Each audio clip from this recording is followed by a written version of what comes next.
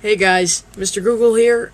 I just came back from seeing Shrek 4 Ever After. And I'm gonna get hated for this, but this is the best movie so far of summer movie season 2010. Yes. It is. And you know what that means? I really liked it. No crap. Alright. Now, the first Shrek is one of my favorite films of all time. Definitely in my top 50. This is not better than it. Well, I'll talk about that in a second. The second one was good. But, it was really disappointing, It wasn't that funny, and just, relied on stupid pop culture references that didn't really work. Third one was kind of the same, but worse. And this one worked on every level. Like the first, it wasn't predictable. It actually was more unpredictable than the first, actually, I would have to say. Now, if you don't know what Shrek 4 Ever After, or Shrek The Final Chapter, or Shrek 4, or whatever the hell it's called, is about, let me tell you. Now, Shrek 4 Ever After tells a story about Shrek, an ogre who, who is married to a beautiful princess, Princess Fiona, and she's voiced by Cameron Diaz, of course, for the fourth time in a row. And he has a pretty struggling life, because he's married, he has children, and every day is the same routine. It was kind of like a weird date movie at first, but, it worked very well, and very comedically good, too. And, his best friend, Donkey, played by Eddie Murphy again, has the same life of his own, but more fun, because he's so vibrant, and he's just a fun spirit. As for Puss in Boots, he's the same exact thing, but Shrek isn't really that happy.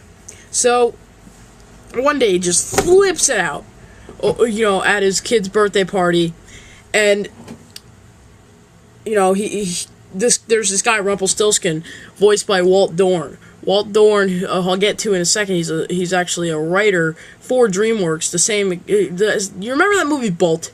In 2008. That was the best animated film in 2008. And it was the best part about that movie was the hamster. Rhino the hamster. And that was voiced by an artist for Disney. And that really worked. And it worked here. But I'll get to that in a second. This movie was amazing. So anyway, Rumpelstiltskin, voiced by Walt Dorn, has to, seek revenge on Shrek because he wants to be the ruler, and yeah, blah, blah, blah, but it works.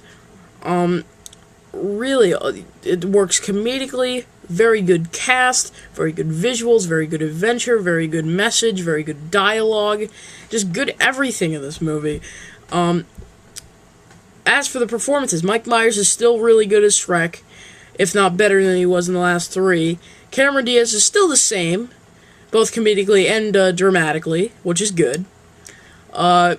Antonio Banderas is actually, he's actually set aside, because I think the last two movies, he was in, and I think the writers spent too much time, way too much time on Puss in Boots, comedic one-liners, instead of, focusing on Donkey and everybody else. Now, in this movie, Antonio Banderas' character, Puss in Boots, it doesn't have that much comedic lines, but when he does have comedic lines, it definitely works. Eddie Murphy, I thought they pretty much shunned him from any funny dialogue in the last two movies, when he completely stole the show in the first movie, which I thought was a terrible decision, but in this is his funniest performance since the first one. And I'm really proud of Eddie Murphy for delivering good lines, and the writers, too.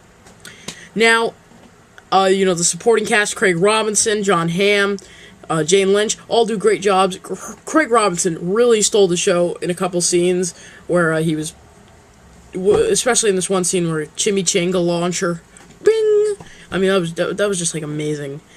As for the villain, Walt Dorn, he was pitch perfect. And really, I have to say something about villains in this franchise. Really, ever since the first villain played by John Lithgow, who was great, pitch perfect in his performance, really this franchise has not had a really dominant villain. But in this, we finally get a good villain from the Shrek franchise, and definitely ends it on a really good note. And really, this guy was funny. He was intimidating, especially intimidating. He was funny. He was intimidating. He had everything. I repeated myself on purpose. Really, I think this movie has a really good franchise. Really, if only half the movies are good, I don't really care. Really, this movie is definitely good for your kids, and you'll definitely laugh in it too. Really, the sentimental parts in this movie are really, really good. Really touching. Not cheesy. Not cheesy at all. Like the other two. At all, because in the last two, they just got too cheesy and so repetitive.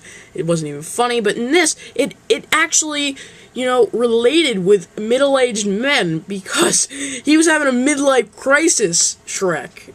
And really, I think his character was really like, a midlife crisis guy, and they actually very related to middle-aged life as hell. And just, you don't know what to do, but he finds it. I mean, the ending, you can say whatever you want about the ending, but I really liked it.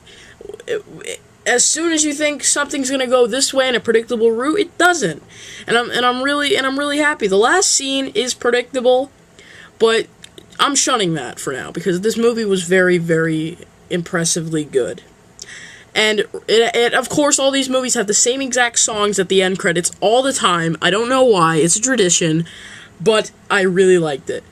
Overall, this is a 10 out of 10. I really, really like this movie. Really like this movie. I had a lot of fun in this movie. Very funny, very touching, great script. And I didn't stay through the entire end credits until it, was scrolling, but I didn't stay after that.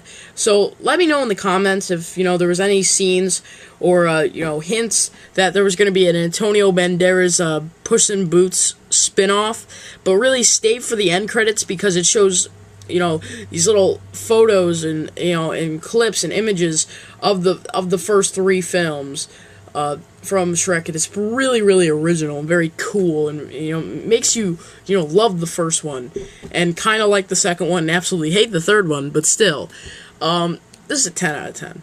Honestly, I had a lot of fun with it. Definitely, if you want to take your kid to go see this movie, don't go in the other theater and leave them alone to go see MacGruber, which is probably a great movie. But this is good. This is the second best movie of the year. Best movie so far summer movie season 2010. Shrek Forever After really blew me away. See it. And subscribe to Least Like Critic 75, Grounded for Life 27, Cinema Connection 1, Movie Review Kid 1, 2, 3, and Icaz 47.